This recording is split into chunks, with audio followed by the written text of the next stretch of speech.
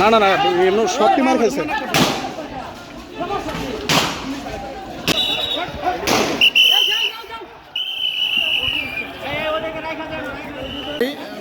আমরা শান্তিপূর্ণভাবে রাস্তায় আন্দোলন করতেছিলাম, হয়তো ছাত্রদল, ছাত্রলীগের পোলাপান এবং পুলিশ, তারা গুলি ছুটছে। ছাত্রলীগের পোলাপান ইটকা মিটছে, ইটকা মারে আমার এই ক্ষত করছে, তারপরে পায়ে লাগছে, আরো শরীরে ভিতরে লাগছে।